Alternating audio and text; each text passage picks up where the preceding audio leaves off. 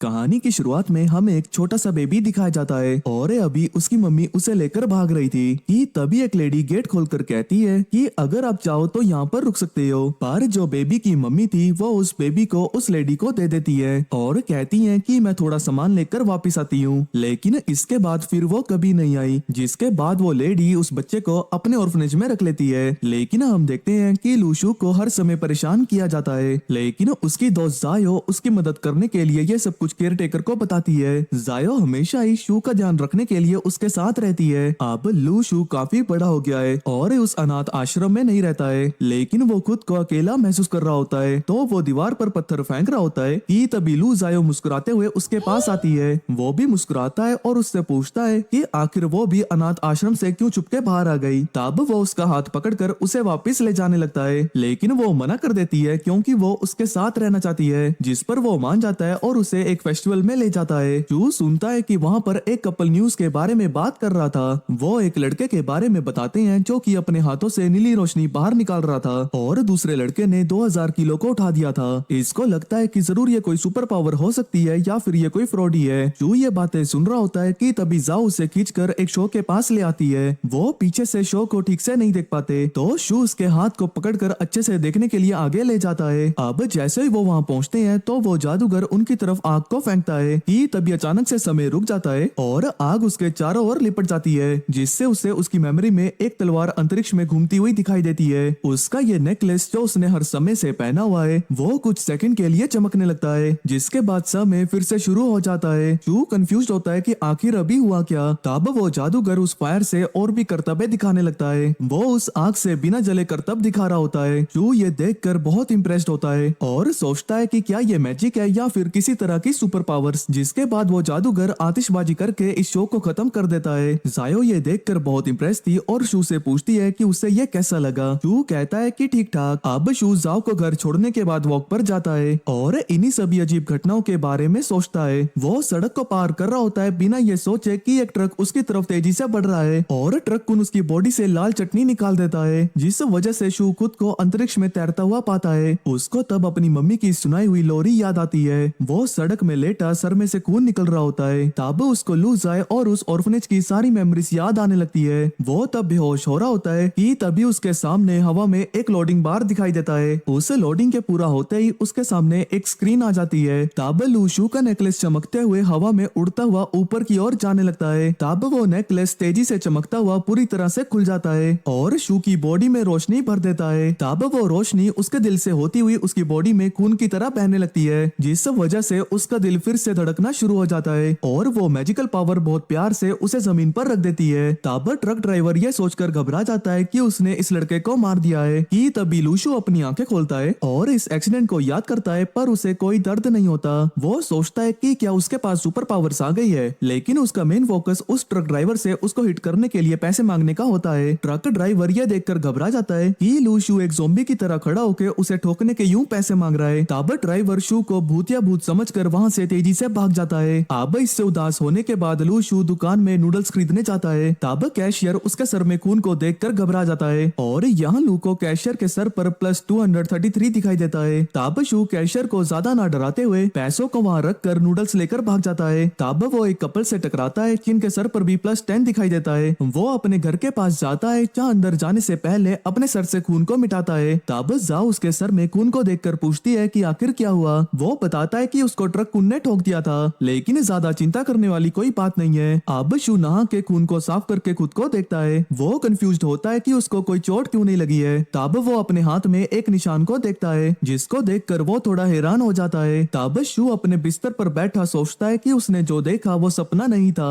तब वो अपनी आंखें बंद करके उसके बारे में सोचने लगता है, पर इससे उसके सामने एक स्क्रीन एक्टिवेट हो जाती है जिसमें से गेम के म्यूजिक की आवाज सुनाई देती है। शू ये देखकर हैरान हो जाता है कि स्क्रीन में कुछ लिखा हुआ दिखाई दे रहा है, जिसके बाद वो स्क्रीन काफी सारे लोगों के नाम और पॉइंट्स दिखाता है। शू कंफ्यूज होता है कि वो इन लोगों को नहीं जानता है, पर तभी उसे याद आता है कि उसने लोगों के सर पर नंबर्स को देखा था जिनसे वो थोड़ी देर पहले ही मिला है। वो समझ जाता है कि लोगों को डराने की वजह से उनके सर पर जो नंबर है वो उसकी इनकम बन जाती है। वो समझ जाता है कि उसने अपनी पावर्स को अवेकन कर लिया है और वो खुद को डीमन लॉर्ड कहता है। वो जितना ज्यादा नेगेटिव इमोशंस को कलेक्ट करेगा वो उतना ही ताकतवर बनता जाएगा, जिस वजह से वो राक्षसों की तरह हंसने लगता है। तब जाओ उसे चुप रहने को कहती है अरे कौन भौंक रहा है ये बदतमीज? और पूछती है कि क्या वो पागल हो गया है। वो उस पर चिल्लाता है कि वो चुपचाप खाना बनाए और अपने काम से काम रखे। अब अपनी इस खोज से एक्साइटेड होकर वो सोचता है कि उसने अब तक कितनी इनकम बनाई। वो डिस्प्ले स्क्रीन पर एक लॉटरी बटन को क्लिक करता है, जिससे वो लॉटरी व्हील घूमकर एक जगह रुक जाती है, लेकिन वो कुछ नहीं जीत पाता। वो वापस से कोशिश करता है पर नहीं जीतता। अब तीसरी कोशिश में वो कुछ जीत जाता है। वो एक्साइटेड होता है कि तब स्क्रीन में से एक एप्पल उसकी हथेली पर गिरता है। वो बाइट करता है, जिससे वो एप्पल चमकता है, जिससे उसकी बॉडी भी चमकती है और वो एप्पल वहाँ से गायब हो जाता है। जो इससे काफी ज्यादा फ्रेश और ताकतवर महसूस करता है। वो वापस से लॉटरी को फिर से आजमाने का सोचता है। उसके पास बैलेंस 501 होता है, पर वो हर एक स्पिन में 100 पॉइंट्स खो देता है, लेकिन वो खुशकिस्मती से आखिरी स्पिन में कुछ जीत जाता है। अब इस टाइम वो एक स्क्रॉल को जीतता है, लेकिन इस स्क्रॉल में एक लोरी लिखी होती है, जिससे लू उदास हो जाता है, पर वो फिर भी इसे गाता है। अब जैसे ही वो उसे गाता है तो कुछ देर के लिए सब कुछ वहीं रुक जाता है। तब उसका कोर भी चमकने लगता है और अंतरिक्ष में से एक चमकीला तारा उसके कमरे में उड़कर आता है। तब शू अपनी आंखें खोलता है और वो खुद को डिस्प्ले स्क्रीन के साथ अंतरिक्ष में पाता है। तब वो जायो को पुकारता है और पूछता है कि क्या उसने किसी को खिड़की से बाहर उड़ते हुए देखा। वो चिल्लाती है और पूछती है कि क्या वो पागल हो गया है, और कहती है कि उसने बाहर किसी को नहीं देखा। शू सोचता है कि आखिर वो यहाँ कैसे पहुँच गया, जबकि जाओ उससे पूछती है कि उसे नूडल्स में क्या मिलाना चाहिए। वो कहता है कि आलू, भिंडी, गाजर, गोबर सब मिला दो।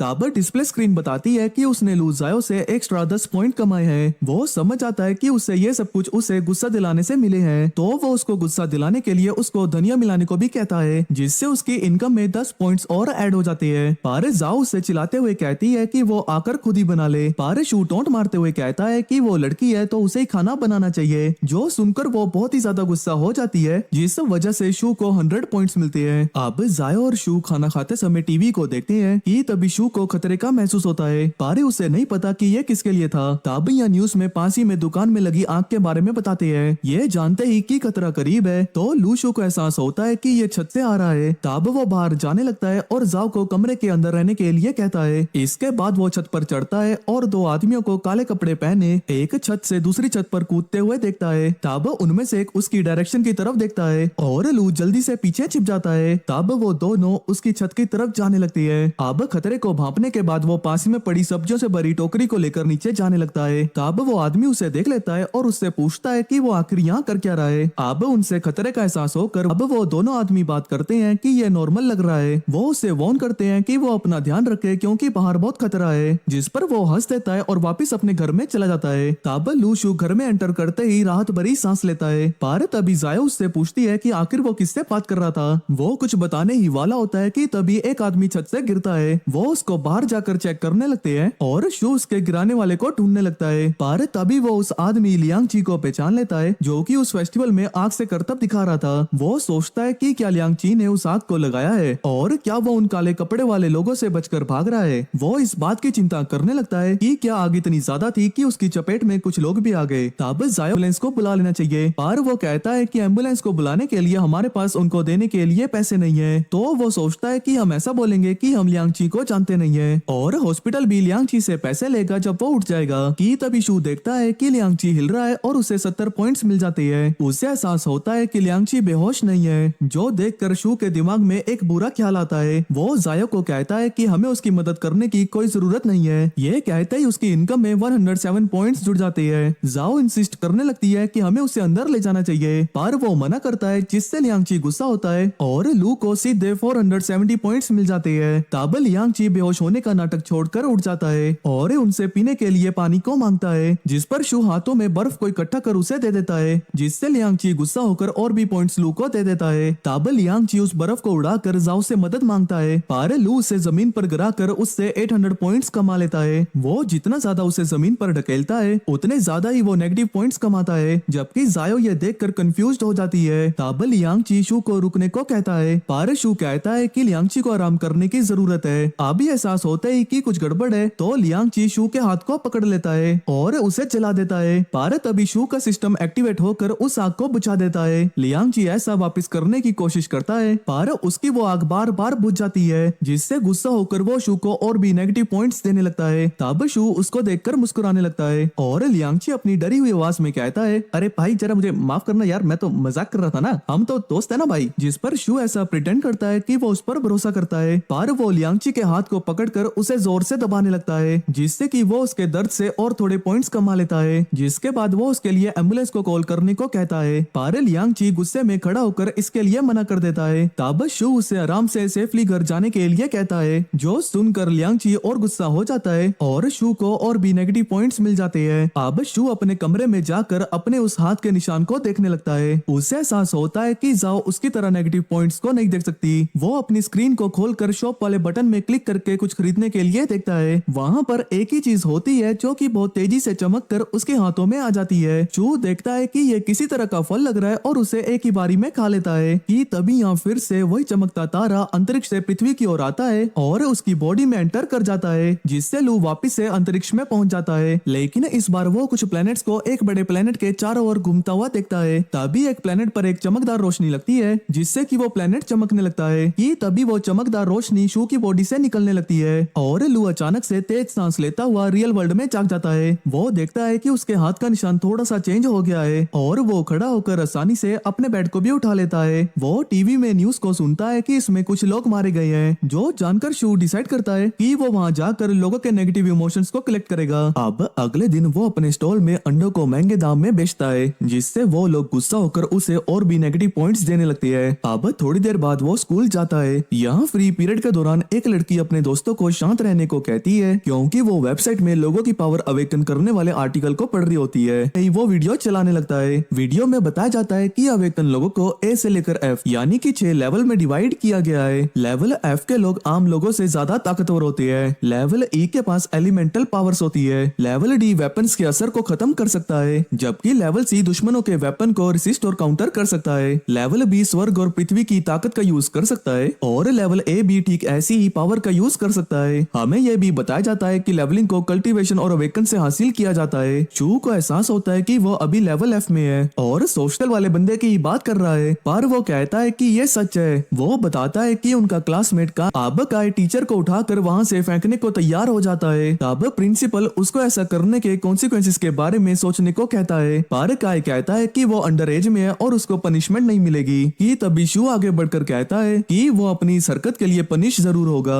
वो उसे लीगल क्रिमिनल लॉ के बारे में बताता है, जो कि अंडर एज ऑफेंसेस को कवर करते हैं। ये सुनकर वहाँ खड़े सभी लोग हैरान और कंफ्यूज्ड हो जाते हैं। ऐसा बोलने के बाद शू को वहाँ से कम 10,000 पॉइंट्स मिलते हैं। लेकिन ये सुनने के बाद काय इस सिचुएशन में अपना फोकस खो देता है, जिस वजह से इन काले कपड़ों वाले आदमियों को उसे पकड़ने का मौका मिल जाता है और वो टीचर की जान को बचा लेते हैं, जिससे कि ये सिचुएशन सॉल्व हो जाती है और सभी लोग अपनी अपनी क्लास में चले जाते हैं। तब उसकी क्लासमेट ऐसी सिचुएशन को संभालने के लिए उसकी तारीफ करने लगती है और पूछती है कि तुम्हें कैसे पता कि काय टीचर को ड्रॉप नहीं करेगा। शू कहता है कि उसको नहीं पता और उसे टीचर की जान से कोई फर्क नहीं पड़ता, जिससे लड़की को गुस्सा आता है और उसे एक्स्ट्रा 400 पॉइंट्स मिल जाते हैं। अब शू क्लास में वापस जाता है। उसको याद आता है कि आज के दिन ब्लड टेस्ट इवेंट है, ताकि अवेकन लोगों को पहचान सके। तब टीचर उसे जल्दी से अपनी सीट में आने को कहता है, ताकि वो इस टेस्ट को स्टार्ट कर सके। पर शू वहाँ से भागने की कोशिश करता है कि उसके पेट में दर्द हो रहा है, लेकिन तभी एक बड़ा सा मेडिकल ऑफिसर दरवाजे के सामने आ जाता है, जिससे बेचारे शू के भागने का प्लान फेल हो जाता है। वो पहला लड़का था जिसका ब्लड सैंपल लिया गया। अब स्कूल खत्म होने के बाद शू अपने घर की ओर जाने लगता है, क्योंकि उसे पता है कि जाओ उसका वेट कर रही है और वो नाराज हो जाएगी अगर वो ज्यादा लेट हो गया। अब जैसे ही वो दरवाजे को खोलता है तो शू देखता है कि जाओ वहाँ खड़ी है और उससे पूछती है कि वो इतना लेट क्यों हो गया। वो बताती है कि उसका सर दर्द हो रहा है। तब शू उसका टेम्परेचर चेक करता है तो उसे पता चलता है कि वो बीमार है। वो उसे बेड पर रेस्ट करने को बोलता है। वो उससे वो चिप्स मांगती है जो कि उसने लाने के लिए प्रॉमिस किया था। शू कहता है कि उसने उनको खरीद लिया है और पूछता है कि आखिर वो बीमार कैसे हो गई। वो बताती है कि वो बाहर कपड़े धो रही थी और पानी बहुत ठंडा था। तब शू उसको आराम करने का कहकर दवाइयाँ लेने चला जाता है। अब उस कमरे से बाहर आने के बाद वो उस टेलर फ्रूट को लेने का सोचता है, ताकि इससे उसका फीवर ठीक हो सके। वो पहले लॉटरी से शुरुआत करता है, जिसमें वो 5 बार घुमाने के बावजूद भी कुछ नहीं जीतता, लेकिन छठी बारी में वो कुछ जीत जाता है। वो बार बार कोशिश करता है और जीतता भी है, पर वो फ्रूट नहीं होता। अब फाइनली वो रूम में वापस जाता है। एक रेड फ्रूट को जीतकर देकर जो कि वो लू जाए को दे देता है। वो उससे पूछती है कि आखिर उसने उसे किस तरह का फ्रूट दिया, क्योंकि वो खाते ही उसके मुंह से गायब हो गया। तो जानकर वो गुस्सा हो जाती है। अब अगले दिन क्लास में टीचर अनाउंस करते हैं कि अवेकन स्टूडेंट्स के लिए सिटी में एक स्पेशल क्लास जारी की जा रही है और वो एक आदमी रोमन 11 फे को उनके क्लास टीचर के तो क्योंकि रोमन 11 फे वही काले कपड़ों वाला बंदा है जो उसकी छत पर था। तब रोमन कहता है कि टीचर कुछ स्टूडेंट्स का नाम लेंगे जिनको बाहर आकर स्पेशल क्लास को ज्वाइन करना होगा। तब टीचर बच्चों के नाम लेने लगते हैं और स्टूडेंट्स नाम सुनकर हैरान होने लगते हैं। अब जब टीचर आखिरी स्टूडेंट का नाम लेने लगता है तब सभी लोग ये जानकर बहुत हैरान होते हैं कि वो आखिरी बच्चा शू है, जिससे शू को और भी नेगेटिव पॉइंट्स मिलने लगते हैं। अब इन सभी स्टूडेंट्स को एक स्पेशल क्लास में ले जाया जाता है जहाँ रोमन अनाउंस करता है कि वो अब से उनका टीचर है और वो उन्हें कल्टीवेशन सिखाएगा। शू सोचता है कि आखिर उन्हें स्पेशल क्लास क्यों दी जा रही है और जैसे टीचर उसे इन सब के बारे में बताते हैं तो उसका दिमाग ही खराब हो जाता है। वो बताते हैं कि तुम सबका ब्लड टेस्ट एक स्पेशल अलॉय के साथ किया गया था, जितना ज्यादा काला खून निकलेगा उतनी ज्यादा तुम्हारी पावर है। रैंकिंग ए से लेकर एफ तक थी और ए रैंकिंग वाले पूरे शहर को तबाह कर सकते हैं। और फिर टीचर ने सबको उनकी रैंकिंग दे दी। क्लास खत्म होते ही सभी लोग शू की पीठ के पीछे बातें करने लगे क्योंकि उसका रैंक एफ था, लेकिन शू अपनी मस्ती में कहता है कि तुम सब तो एफ रैंक पर भी नहीं हो, सालों फ्री फायर के नुबड़ो।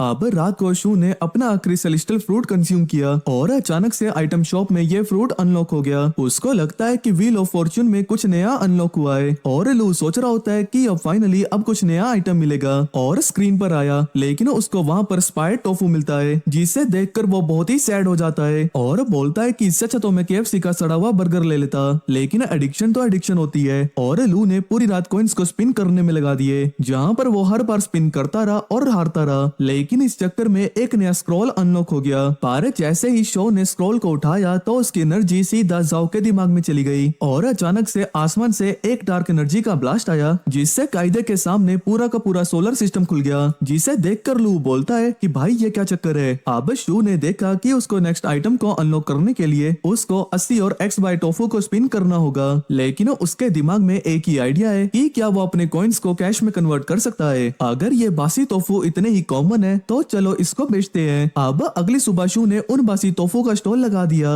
और एक्स्ट्रा पैसे कमाने लगा। लेकिन एक आदमी ने टेस्ट लिया और बोला कि भाई ये तो बहुत ही बढ़िया है और देखते ही देखते पूरे टाउन में लाइन लग गई इसको खरीदने के लिए। अब उन पैसों से वो स्कूल में फुल स्वैग में चल रहा था, जो देखकर उसके क्लासमेट्स उससे चिढ़ने लगते हैं। अब अपने बाकी के स्कूल के दिन में वो ऐसे ही लोगों से नेगेटिव पॉइंट्स को इकट्ठा करता है। अब स्कूल से घर जाने के बाद वो उन नेगेटिव पॉइंट की मदद से उस गोल्डन सेलेस्टियल फ्रूट को समन करता है, जिसके बाद वो खुद को उसी जगह पर पाता है। लेकिन ये जगह पहले से अलग दिख रही थी। जो 7 प्लेनेट उस बड़े प्लेनेट के राउंड घूम रहे थे वो और भी ज्यादा चमकने लगे हैं और उसके हाथ में बना मार्क भी चमकने लगा है। तब वो अपने हाथ के निशान को उनमें से एक प्लेनेट की ओर रखता है, जिस वजह से सारी लाइट्स इकट्ठा होकर एक बड़े प्लेनेट में कन्वर्ट होके ऊपर की ओर बढ़कर उसके हाथ में एक तलवार का रूप ले लेती है। वो उस तलवार को बिना छुए इधर उधर घुमा सकता है। उसको समझ में आता है कि ये छोटे छोटे प्लेनेट असल में नेबुला स्टार्स है और जो बीच में बड़ा प्लेनेट है वो उनकी सोल है। जिसके बाद वो अपनी आंखें खोलता है और देखता है कि क्या वो सही में बिना उस तलवार को छुए उसे यूज कर सकता है। तो वो उस तलवार को अपने कमरे में घुमाने लगता है और वो तलवार बड़ी आसानी से कागजों के बीच से निकलती है। ये देखकर वो बहुत ही खुश होता है और समझ आता है कि उसने ये पावर एक नेबुला स्टार को अनलॉक करके पाई है। तो अगर वो उन सभी 7 को अनलॉक कर लेगा तो वो और भी ज्यादा ताकतवर हो जाएगा।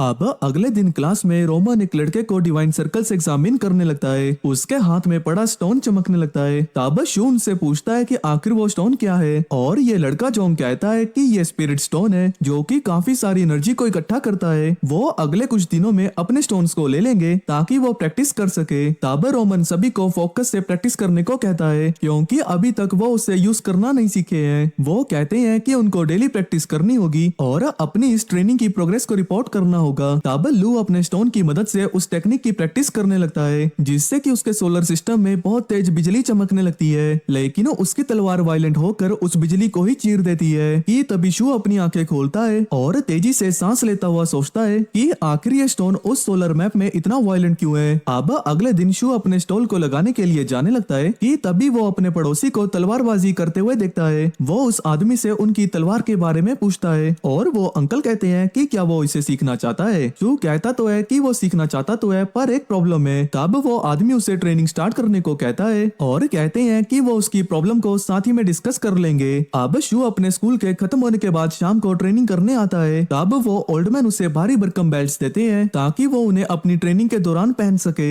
पर शू कहता है कि उनकी स्पेशल क्लास में उन्हें पहले ही बता दिया गया है कि उन्हें अपनी स्ट्रेंथ को इंक्रीज कैसे करना है, जिस पर वो ओल्ड मैन बताते हैं कि शूजिन एक लीडर है जो कि डाओइज्म की 3 टेक्निक्स को सिखाता है और कहते हैं कि ट्रेनिंग करवाने के लिए उससे बेहतर कोई भी नहीं है। पर शू को समझना होगा कि उनके लेवल तक पहुंचने के लिए उससे अच्छी खासी प्रैक्टिस करनी होगी। तब वो ओल्ड मैन उसे आगे बताने लगते हैं, लेकिन शू सोच रहा होता है कि शूजिन उनकी क्लास के कोई स्पेशल मेंबर तो नहीं, और क्या वही है जो उनकी क्लास की एक्सरसाइज को डिजाइन करते हैं। तब वो ओल्ड मैन शू को समझाते हैं कि वो अपनी ट्रेनिंग के किसी भी स्टेप को स्किप नहीं कर सकता। उसे समझाते हैं कि उसे हल्की वेट बेल्ट से भारी वेट बेल्ट तक प्रैक्टिस करनी होगी। तब शू उस हल्की वाली बेल्ट को उठाता है और उसे आसानी से कागज की तरह उछालने लगता है। वो उनसे पूछता है कि क्या वो सीधा हैवी बेल्ट से शुरुआत कर सकते हैं, लेकिन इस बात से ओल्ड मैन गुस्सा हो जाते हैं। वो उसे बताते हैं कि शू का पावर सिस्टम अवेकन हो गया है, जिसकी मदद से वो इन टास्क को बड़ी आसानी से हैंडल कर सकता है। तब वो ओल्ड मैन एक पेपर के टुकड़े को टेबल से उठाते हैं और शू हैरान होता है कि आखिर वो क्या करने वाले हैं। वो अपनी कंसंट्रेशन को एक जगह फोकस करके उस पेपर में माना एनर्जी भर के उसको एकदम सीधा कर देते हैं और अपने हल्के से स्विंग से वो उस पेपर की एनर्जी को बाहर निकालते हुए उस दीवार को बीच में से चीर देते हैं। शू ये देखकर हैरान हो जाता है और ओल्ड मैन उसे इस फोकस टेक्निक की ताकत को समझाते हैं। वो उसे समझाते हैं कि उसे एक ही टेक्निक को अच्छे से मास्टर कर लेना चाहिए, जिसके बाद वो शू को एक जंग लगी तलवार देते हैं और उसे उसकी मदद से हवा को काटने को कहते हैं। तब शू स्टांस को लेता हुआ प्रैक्टिस को शुरू कर देता है, लेकिन तभी ओल्ड मैन वहां आकर उसके पोस्चर को ठीक करने लगते हैं। वो देखते हैं कि शू ताकतवर तो बनना चाहता है, लेकिन उसका कंट्रोल उसकी बॉडी पर नहीं है। तो शू अपनी जैकेट को उतार कर और भी फोकस से प्रैक्टिस करने लगता है। वो अब तलवार को और भी बारीकी और स्टाइल से यूज करने लगता है। अब उस तलवार को 1000 स्विंग करने के बाद ही वो उस वो टेक्निक के फर्स्ट स्टेप को सीख जाता है। अब अगले दिन स्कूल में शू का डिस्प्ले उसे दिखाता है कि शूजिन उसके घर में है, तो वो जल्दी से वहाँ से भागता हुआ अपने घर की ओर जाने लगता है और देखता है कि जाओ और ओल्ड मैन शूजिन के साथ है। तब जाओ उससे पूछती है कि आखिर वो यहाँ क्या कर रहा है, तो शूजिन बताता है कि वो यहाँ पर कुछ लेने आया था, जिस वजह से जाओ उस चीज को ले आने के लिए अंदर चली जाती है। तब शूजिन शू को देखता है और उससे पूछता है कि आखिर वो कौन है। तब शू अपने आप को इंट्रोड्यूस करता है कि वो पास के स्कूल का स्टूडेंट है। तब शूजिन ओल्ड मैन से पूछने लगता है कि क्या वो आपका स्टूडेंट है, लेकिन ओल्ड मैन मना करते हुए कहते हैं कि वो उसके जैसे लेवल F के स्टूडेंट को टीच नहीं करते। जो सुनकर शूजिन वहाँ से चला जाता है और शू नोटिस करता है कि शूजिन लेवल B का है, लेकिन ओल्ड मैन उसे कहते हैं कि तुम घबराओ मत, कोई भी हम पर शक नहीं करेगा कि मैं तुम्हें सिखा रहा हूँ। तब शू ओल्ड मैन से पूछता है कि क्या शूजिन ने उनको किसी तरह से परेशान किया, पर ओल्ड मैन उसको समझाते हैं कि सब कुछ ठीक है। लेकिन अब वहाँ से जाने से पहले वो ओल्ड मैन शू को एक टेस्ट ट्यूब देते हैं जिसके अंदर सोडियम पोटेशियम अलॉय होता है और वो उसकी मदद से उसको अपने लेवल को चेक करने को कहते हैं। तब शू टेस्ट को शुरू करने से पहले अपने आसपास देखने लगता है और उम्मीद करता है कि जो सेलिशियल फ्रूट उसने थोड़ी देर पहले खाया था उसका इफेक्ट उसकी बॉडी पर जरूर रहा होगा। तब जाओ भी उसमें पार्टिसिपेट करने लगती है और उन दोनों की ब्लड की वजह से उस सोडियम पोटेशियम अलॉय का कलर डार्क हो जाता है। तब शू उन टेस्ट ट्यूब के कलर को डार्क देखकर समझ जाता है कि ये लेवल A को शो कर रही है, जो जानकर वो हैरान हो जाता है। लेकिन तभी उन ट्यूब में बबल्स आने लगते हैं और लू शू की टेस्ट ट्यूब ब्लू कलर में चेंज हो जाती है, जबकि जायो की टेस्ट ट्यूब में काला सा बवंडर आने लगता है। वो दोनों ही नोटिस करते हैं कि इन टेस्ट ट्यूब का पैटर्न उनके सेलिशियल मैप से मेल खाता है। शू सोचता है कि क्या लेवल A से भी एक लेवल हायर हो सकता है, तो शू ये जानने के लिए अपने कमरे में मेडिटेट करने लगता है कि तभी 2 नेबुला स्टार उसके सोलर मैप में चमकने लगते हैं और जैसे ही वो अपनी आंखें खोलता है तो वो देखता है कि एक ब्लू लाइट ने उसकी बॉडी पर कवर कर रखा है। तो वो टेबल में से एक चाकू को उठाकर अपने आप को कट करने की कोशिश करता है, लेकिन उसको कोई चोट नहीं लगती। तो वो समझ आता है कि ये जो नेबुला की सेकंड लेयर है वो उसको इंजरी से प्रोटेक्ट करता है। वो सोचता है कि आखिर जायो अपनी अवेकनिंग के साथ कैसे प्रोग्रेस कर रही है, जबकि जायो अपने बेड से उठकर अपने सेलेशियल मैप में पहुंच जाती है। हम देखते हैं कि उसके नेबुला स्टार बहुत ज्यादा डार्क होते हैं कि तभी उनमें से एक स्टार अवेकन होकर बहुत ही बड़ा हो जाता है और जाओ को ब्लैक होल की तरह अपने अंदर खींचने लगता है कि तभी शू उसको सुबह जगाने के लिए उसके कमरे में जाता है। वो देखता है कि वो अपने बेड पर खड़ी हुई है और उसकी आंखें भी काली हो गई है और उसको आवाज लगाते ही वो अपनी नॉर्मल स्टेट में वापस आ जाती है। वो उसको गले लगाते हुए कहती है कि उसने अपने एक नेबुला स्टार को अवेकन कर लिया है, जिस पर शू उसको कांग्रेचुलेट करता है और बताता है कि उसने भी अपने 2 नेबुला स्टार को अवेकन कर लिया है, जिसे सुनकर वो थोड़ा क्यूट वे में नाराज हो जाती है। तब शू उसे उसके स्टार को दिखाने को कहता है लेकिन वो कहती है कि वो नहीं दिखा सकती, पर वो अपनी पावर का यूज करके अपने हाथ में एक चींटी को समन कर देती है। वो बताती है कि वो अपनी पावर की मदद से अपने आसपास के क्रिएचर की एनर्जी को सेंस कर सकती है। वो बताती है कि ये चींटी एक दिन पहले ही मरी थी, लेकिन अब वो उसे समन करके उसको कंट्रोल भी कर सकती है। तब शू अपनी उंगली को उसकी हथेली में रखता है और वो चींटी उसके ऊपर चढ़ने लगती है। वो ये देखकर इम्प्रेस होता है कि ये चींटी कितनी असली लगती है। वो जाओ से पूछता है कि क्या वो और भी ऐसा कर सकती है, जिसके बाद वो घर से बाहर आकर उसके एबिलिटीज को और भी टेस्ट करने लगती है। तब जाओ अपनी पावर की मदद से एक काली बर्ड को बना देती है, जो कि हवा में उड़ती हुई जाकर शू के कंधे में बैठ जाती है। वो उससे पूछता है कि वो कितनी देर तक इस बर्ड को कंट्रोल कर सकती है और कब तक उसकी स्ट्रेंथ यूं खत्म हो सकती है। वो बताती है कि उसकी एबिलिटी में कोई टाइम लिमिट नहीं है और इसको करने में वो कमजोर भी नहीं पड़ती है। वो बताती है कि ये सारी एनर्जी ब्लैक होल से मिलती है, जिससे इसको कंट्रोल करने में ज्यादा एफर्ट नहीं लगते। अब उसी रात को जायो फिर से उसी डार्क आइस के साथ जागती है, लेकिन वो डार्क आइस तेजी से हट जाती है जब वो तेजी से शू के कमरे में जाकर उसके दरवाजे को तेजी से खटखटाना शुरू करती है। तब शू दरवाजे को खोलता हुआ कहता है कि आखिर सीन क्या है, लेकिन वो देखता है कि एक काली परछाई वाला इंसान उसके सामने खड़ा है, जिसको कि जायो ने समन किया था। इस आदमी को शू ने पिछली रात को देखा था, जिसने चोरी और खून किया था। तो शू इस मामले को संभालने के लिए अपने आप को अपनी पावर से कवर करके उसके हमले को काउंटर कर देता है और अपने सेलेशियल मैप से अपनी स्वॉर्ड को समन करके उस आदमी को बुरी तरह से जख्मी कर देता है, जिससे कि वो वहीं पर मारा जाता है और वो तलवार वापिस से शू के पास आ जाती है। शू ने ये सब कुछ प्लान किया था ताकि वो जायो की एबिलिटीज को चेक कर सके और वो उसे समन करके दिखा देती है, जैसा कि उसने प्रॉमिस किया था। शू कहता है कि वो इस परछाई से डरा नहीं था, लेकिन हैरान है कि उसने इतनी प्रोग्रेस कर ली। वो उससे पूछता है कि क्या वो अपनी पावर को कंट्रोल कर सकती है और वो कहती है कि वो जो चाहे वो कर सकती है, बस उसको उसके बारे में सोचना होगा। वो अपनी पावर का यूज करके उस परछाई को फाइटिंग स्टांस में ले आती है। तब शू बहुत ही सीरियस टोन में कहता है कि उसे अपनी इस पावर के बारे में किसी को भी नहीं बताना है, जिस पर जायो मान जाती है और बताती है कि उसने इस आदमी की मेमोरी से ये पता किया है कि उसने वो चोरी किए हुए पैसे कहाँ छुपाए हुए हैं। वो शू को वो मेमोरी दिखाती है जहाँ पर उस आदमी ने अपने दो दोस्तों के साथ, जो कि अवेकन है, उन पैसों को एक पहाड़ी की चोटी में दफना दिया है। अब अगली सुबह सभी बच्चे स्पोर्ट्स फील्ड में उनके नए डायरेक्टर लेक्सिया का स्वागत करने आए होते हैं। तब लेक्सिया मन लगाकर पढ़ने का कहकर उन सभी को वहाँ से जाने को कहता है, जो सुनकर सभी बच्चे सरप्राइज्ड हो जाते हैं। अब उनकी स्पेशल क्लास के दौरान लेक्सिया और रोमन उन सभी को एक वीडियो दिखाते हैं जिसमें हाल ही में हुए मर्डर और चोरी के सस्पेक्ट होते हैं, जिनमें से एक डी लेवल और बाकी दो ई लेवल के होते हैं। और डी लेवल के बंदे के साथ ही रात को शू लड़ा था। लेक्सिया उनसे पूछता है कि क्या स्टूडेंट्स इन जैसे गुंडों को संभाल सकते हैं, लेकिन तभी रोमन लेक्सिया को इशारा करता है, जिससे वो अपनी रोप डालकर कहता है कि वो अब से सभी स्टूडेंट्स का सुपीरियर है और रैंकिंग में बी लेवल का है। वो बताते हैं कि उसी रात सी लेवल का एक गुमनाम पर्सन भी वहाँ पर मौजूद था, जिसने की टी लेवल के गुंडे को अपनी तलवार और एनर्जी शील्ड से हरा दिया था। तब लेक्सिया सभी स्टूडेंट्स को इस सी लेवल के बंदे के बारे में उसको या फिर रोमन को रिपोर्ट करने को कहते हैं और साथ ही में बताते हैं कि इस महीने की शुरुआत से उन सभी को कल्टीवेशन के लिए मंथली रिसोर्सेज भी मिलेंगे।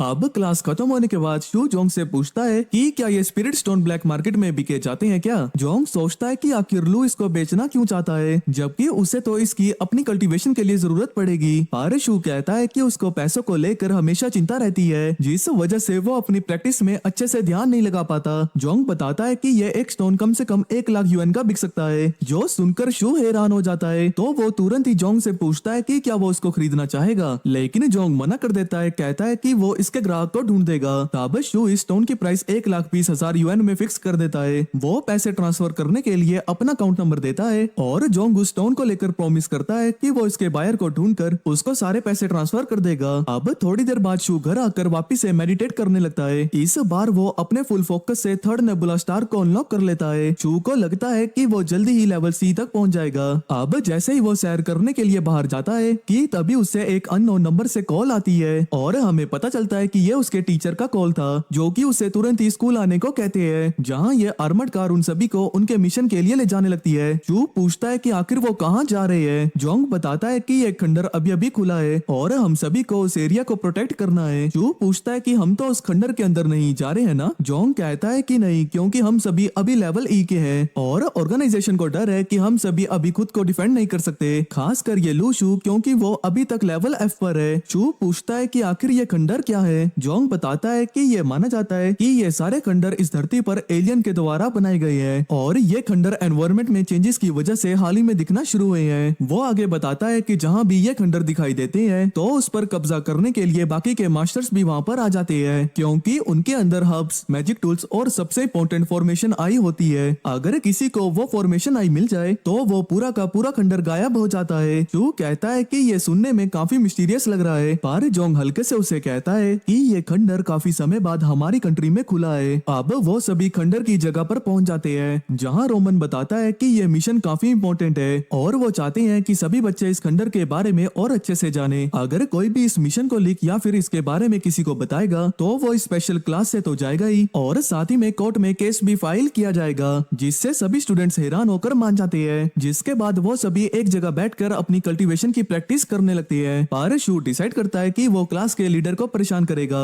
और क्लास लीडर को डिस्ट्रैक्ट करके वो कुछ पॉइंट्स को इकट्ठा कर लेता है। जिसके बाद शू और जोंग कैंप के पास वॉक करने को जाते हैं और देखते हैं कि ये पहाड़ धुंध से घिरा हुआ है। शू पूछता है कि आखिर ये धुंध कैसी है। जोंग बताता है कि ये पोर्टल की फॉर्मेशन है ताकि खंडर के अंदर जा सके। ही तभी सायरन बजने लगता है और लेक्सिया सभी बच्चों को अंदर जाने को कहता है, लेकिन कुछ ही देरी में वहाँ वो धुंध चारों तरफ फैल जाती है और शू भी उसमें खो जाता है। अब आगे यहाँ शू एक सुनसान जगह में पहुँचता है और बोलता है कि उसने ये जगह कभी नहीं देखी है, आखिर मैं कहाँ पर आ गया हूँ। कि तभी उसकी तरफ एक कुल्हाड़ी आती है जिससे कि लूशू बच जाता है। तब शू पीछे मुड़कर देखता है तो देखता है कि उसके पीछे एक ज़ॉम्बी है। वो ज़ॉम्बी अपनी कुल्हाड़ी से शू पर लगातार वार करने लगता है, लेकिन शू बार बार बच जाता है। तब शू उस ज़ॉम्बी से कुल्हाड़ी लेकर उसे नीचे गिरा देता है और इससे इस ज़ॉम्बी की हड्डियां टूट जाती है, लेकिन वो ज़ॉम्बी फिर भी जिंदा होता है और रेंगते हुए शू के पास आ रहा होता है। तब शू फिर से उस ज़ॉम्बी के गले में कुल्हाड़ी से वार करता है, जिससे कि वो ज़ॉम्बी वहीं पर मारा जाता है। तब शू एक ऊंची सी जगह पर जाता है और आसपास देखकर सोचता है कि आखिर ये खंडर कितना बड़ा है और बाकी सभी लोग कहाँ गायब हो गए। कि तभी जमीन के नीचे से काफी सारे ज़ॉम्बीज बाहर निकलने लगते हैं और शू वहाँ से भागने लगता है और भागते भागते काफी दूर आ जाता है और कहता है कि अगर वो ऐसे ही तेज भागेगा तो ज़ॉम्बीज उसे नहीं पकड़ पाएंगे। कि तभी कुछ स्टूडेंट्स की आवाज आती है जो भागते हुए शू के पास आ रहे होते हैं और शू को भी वहाँ से भागने को बोलते हैं। कि तभी एक और स्टूडेंट उनकी तरफ भागते हुए आ रहा होता है, लेकिन ज़ॉम्बी उसे पकड़कर मार देते हैं। ये सब देखकर शू सभी ज़ॉम्बीज को मारने लगता है। तब उनमें से एक ज़ॉम्बी शू के ऊपर चढ़ जाता है। एक स्टूडेंट बोलता है कि क्या हमें उसकी मदद करनी चाहिए, दूसरा बोलता है कि हमें यहीं पर वेट करना चाहिए। जो ज़ॉम्बी शू पर चढ़ा होता है शू उसे भी मार देता है और फिर इन लोगों के पास जाकर पूछता है कि उनका आगे का प्लान क्या है। एक लड़का बोलता है कि यहाँ पर तो ज़ॉम्बी भी नहीं आएंगे, तो ये जगह सेफ है, हमें यहीं पर रुकना चाहिए इस धुंध के गायब होने तक। शू कहता है कि ये जगह हमेशा के लिए सेफ नहीं रहेगी और मेरे यहाँ नहीं होने पर तुम लोग क्या करोगे। तभी ये लड़की बोलती है, नहीं तुम हमें छोड़कर मत जाओ, तुम हमें प्रोटेक्ट करने के लिए यहीं पर रुक जाओ। शू बोलता है कि ज़ॉम्बी जमीन में से निकलते हैं, तो अगर तुम्हें कोई भी मूवमेंट दिखे तो वहाँ से भाग जाना, ज़ॉम्बी ज्यादा दूर तक तुम्हारा पीछा नहीं कर पाएंगे और अगर ज़ॉम्बी तुम्हारे सामने आ जाए तो उनकी गर्दन काट देना, जिससे कि वो वहीं पर मर जाएंगे। कि तभी एक लड़का बोलता है, क्या तुम हमारे साथ नहीं रुक सकते। तब शू उसकी बात को इग्नोर करते हुए बोलता है कि ये कुल्हाड़ी उन ज़ॉम्बीज में से एक की है, तो तुम लोगों की सेफ्टी के लिए मैं इसे यहाँ पर छोड़कर जा रहा हूँ, और वो यहाँ से चला जाता है। तब वो लड़की बोलती है कि अगर हमने उसकी हेल्प की होती तो शायद वो हमें यहाँ पर अकेले छोड़कर नहीं जाता। अब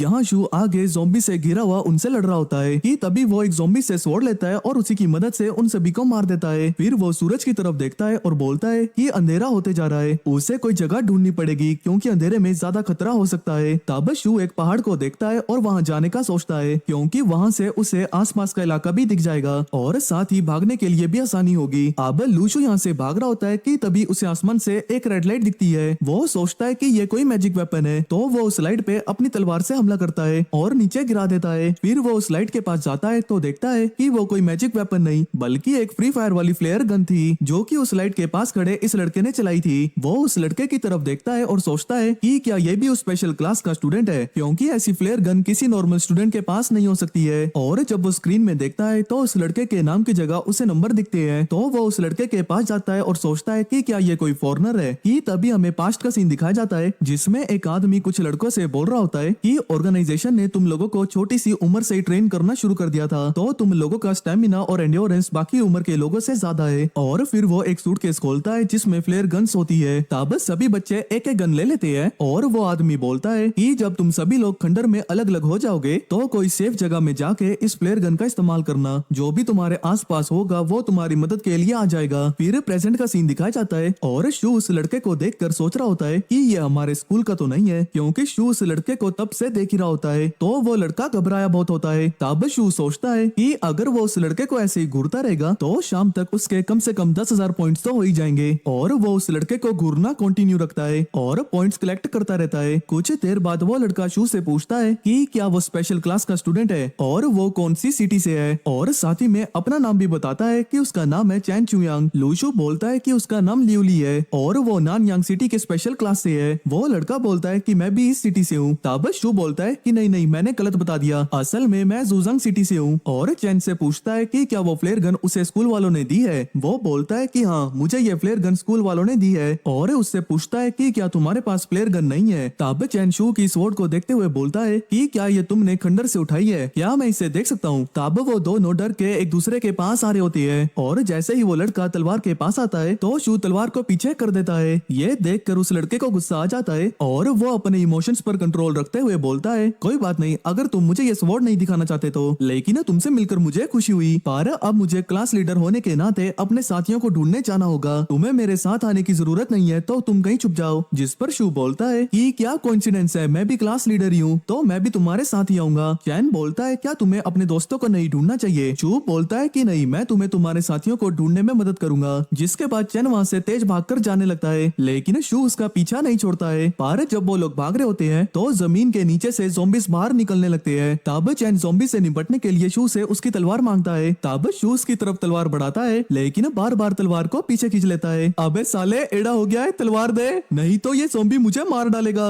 ये सब देख के चैन परेशान हो जाता है और शू से उसकी तलवार को छीनने की कोशिश करता है, लेकिन शू ज़ॉम्बी से डरने की एक्टिंग करने लगता है और चैन को धक्का देकर वहाँ से भाग जाता है। चैन गिर जाता है कि तभी उसके ऊपर एक ज़ॉम्बी अटैक कर देता है, लेकिन चैन अपनी स्लीव से एक चाकू निकालता है और उस ज़ॉम्बी के मुंह में अटैक करके उसे मार देता है और यहाँ से भाग जाता है। अब सीन शिफ्ट होता है और शू को पॉइंट्स दिख रहे होते हैं स्क्रीन में बढ़ते हुए। वो सोचता है कि मुझे नहीं लगा था कि चैन उन ज़ॉम्बी से बचने में कामयाब होगा। तब थोड़ी देर में चैन वहाँ पर आ जाता है और शू उससे डरने का नाटक कर रहा होता है। चैन बोलता है कि मुझे नहीं लगा था कि हम लोग बच पाएंगे और तुम काफी तेज भागते हो। शू बोलता है कि उसे भी नहीं लगा था कि वो इमरजेंसी में इतना तेज भाग सकता है और कहता है कि हमें कोई जगह ढूंढनी चाहिए रेस्ट करने के लिए। तब चैन भी इस बात के लिए मान जाता है। जिसके बाद ये दोनों एक ऊंची जगह पर पहुंचते हैं और आमने सामने बैठ जाते हैं। तब शू चैन से पूछता है, क्या उसे सोना नहीं है, तो वो बोलता है कि नहीं। तब शू बोलता है कि तुम आसपास की निगरानी रखना, तब तक मैं कल्टीवेट कर लेता हूँ। तब शू जैसे ही अपनी आंखें बंद करता है तो वो कराटे मारने लगता है। तब चैन को लगता है कि शू सो गया है, तो वो यहाँ से मौका देखकर भागने की कोशिश करता है, लेकिन जैसे ही वो खड़ा होता है तो शू अपनी आंखें खोल देता है और बोलता है कि उसकी प्रैक्टिस हो गई। चैन ये देखकर शॉक हो जाता है और नीचे गिर जाता है। अब सुबह हो जाती है और ये दोनों वैसे के वैसे ही बैठे होते हैं। तब शू को भूख लग रही होती है तो वो टॉयलेट का बहाना मार के वहाँ से चले जाता है। वो एक पत्थर पे जाके बैठता है और अपने मेन्यू से एक टोफू से भरे बाउल को निकालता है और खाने लगता है। खाने के बाद वो चैन के लिए भी टोफू लेकर जाता है। यहाँ चैन जमीन पर उल्टा लेटा होता है और शू उसकी टांगों के बीच अपनी तलवार से मारता है। वो शू से पूछता है कि क्या वो खाना लेकर आया है। शू बोलता है कि मैं तुम्हारे लिए टोफू लाया हूँ। चैन बोलता है कि ऐसा कैसे पॉसिबल है, तुम्हें ऐसी जगह पर ये टोफू कैसे मिल गया। तब शू कहता है कि मैं तुम्हें कहानी सुनाता हूँ और शू उसे कोई भी मनगढ़ंत कहानी सुनाने लगता है, जिससे चैन काफी ज्यादा गुस्से में आ जाता है और उसका पेशेंस भी खत्म हो चुका होता है और अपना चाकू निकाल कर शू पर अटैक करने लगता है। ये दोनों ही एक दूसरे को बराबर की टक्कर दे रहे होते हैं। तब चैन शू की तलवार को नीचे गिरा देता है और उस पर अपने चाकू से वार करने लगता है कि इतने में शू उसके पीछे आ जाता है और अपनी तलवार उसके अंदर से निकाल देता है। ये सब होने के बाद चैन कहता है कि लेवल सी, और ये बोलते ही उसकी मौत हो जाती है। जिसके बाद शू वहाँ से जाने लगता है। वो जाते जाते सोच रहा होता है कि वो किसी को मारना नहीं चाहता था, लेकिन अगर लाइफ ऐसी है तो मैं ऐसे ही आगे बढ़ता रहूंगा। इसके बाद शू जंगल में पहुंच जाता है और उसे वहाँ पर जमीन में कुछ खाए हुए सेब दिखाई देते हैं। तब वो ऊपर पेड़ की ओर देखता है तो उसे पेड़ पर बहुत सारे सेब लगे हुए दिखते हैं। वो पेड़ पर चढ़ता है और जैसे ही एक को तोड़ के खाता है कि तभी वहाँ पर कुछ गिलहरियां आ जाती है और उस पर चिल्लाने लगती है, अबे हलकट, किसको पूछ के सेब खाया रे, साले तेरे बाप का पेड़ है क्या जो ये सेब खा रहा है। इनके गुस्से से शू को पॉइंट्स मिल रहे होते हैं, तो जिस वजह से वो और भी सेब को तोड़ने लगता है और सोचता है कि क्या गिलहरी के पास इतनी इंटेलिजेंस होती है कि वो नेगेटिव इमोशंस भी जनरेट कर सकती है। थोड़ी देर बाद वो गिलहरियां शू पर पत्थर से हमला करने लगती है। देखो देखो रे, सेब चोर आया, सेब चोर। जिस वजह से वो पेड़ से नीचे कूद जाता है कि तभी वहाँ पर गिलहरियों का लीडर आ जाता है, जो कि एक बड़ा सा पत्थर शू की तरफ फेंकता है, लेकिन शू यहाँ से बचकर भाग जाता है। अबे फिर से दिखाई दिया ना, तो कुकर में 2 सीटी लगाकर पका के खा जाएंगे। अब यहाँ भागते भागते अंधेरा हो जाता है और शू एक नदी के किनारे से पानी पीता है और बैठ के फल को खाने लगता है, जो कि वो अपनी जैकेट में बांध के लाया था। खाते खाते वो सोचता है कि आखिर ये खंडर कितना बड़ा है, क्योंकि वो सुबह से भाग ही रहा होता है कि उसे अभी तक कोई इंसान नहीं दिखा। उसे लगता है कि ये खंडर अपने आप में ही एक अलग दुनिया है और सोचता है कि फॉर्मेशन है जरूर इस खंडर के बीच में होगी और वो रुइन के सेंटर की ओर जाने का सोचता है। तब शू वहाँ से भागता हुआ उन्हीं बच्चों के ग्रुप के पास पहुंच जाता है जिनको वो कुल्हाड़ी देकर छोड़ गया था। वो लोग शू से पूछते हैं कि क्या वो कोई हेल्प लेकर आया और एक लड़का पूछता है कि क्या वो यहाँ पर अकेला है। शू बोलता है कि हाँ मैं अकेला ही आया हूँ। तब सभी लोग बातें कर रहे होते हैं कि ये अकेला था और फिर भी इतने सारे स्केलेटन से बच गया, ना ही इसको कोई चोट लगी है। आखिरकार ये कितना ज्यादा स्ट्रॉन्ग है। शू उनसे पूछता है कि उन लोगों ने कब से कुछ नहीं खाया। एक लड़की बोलती है कि उन्होंने 3 दिन से कुछ नहीं खाया। वो तो अच्छा हुआ कि ग्रुप में से कोई पानी लेकर आया था, वरना हम यहीं पर मर जाते। लेकिन अब तो वो पानी भी नहीं बचा है। अब वो लड़की शू से बोलती है कि क्या वो उनको प्रोटेक्ट करने के लिए यहाँ नहीं रुक सकता। शू बोलता है कि वो सिर्फ आज रात के लिए रुकेगा, जिसके बाद सभी लोग बैठ जाते हैं और शू अकेले अकेले पत्थर पर बैठा फ्रूट खा रहा होता है। शू बोलता है कि वो ये फ्रूट जिस जगह से वो आया है वहाँ से लेकर आया है। अगर तुम लोग तेज चलकर वहाँ जाओगे तो शायद तुम 2 दिनों में वहाँ पर पहुँच जाओगे। तब एक लड़का कहता है कि तुम्हें ये फ्रूट हमारे साथ शेयर करना चाहिए। तब शू उसको वही कहानी सुनाने लगता है जो कि उसने चैन को सुनाई थी, जो सुनकर उस लड़के का दिमाग खराब हो जाता है और वो नीचे गिर जाता है। तब शू उस लड़के से कुल्हाड़ी ले लेता है और सब ये देखकर घबरा जाते हैं। तब शू उससे पूछता है कि क्या तुम्हें कुल्हाड़ी चाहिए या फिर तलवार, जिस पर वो लड़का कहता है कि मुझे कुल्हाड़ी चाहिए, लेकिन वो बोलता है कि ये मेरी है और वो कुल्हाड़ी और तलवार दोनों ही लेकर वहाँ से चला जाता है और सोचता है कि वो फॉर्मेशन आई को ढूंढ लेगा तो वो जायो के सामने अपनी चढ़ाई कर पाएगा। और भाई लोग इसी के साथ इस एनिमे का पार्ट 1 यहीं पर खत्म होता है। अगर आप लोगों को ये एनिमे बहुत पसंद आया तो मैं इसका पार्ट 2 जल्दी ही अपलोड कर दूंगा। तो अभी के लिए इतना ही और मिलते हैं नेक्स्ट वीडियो में।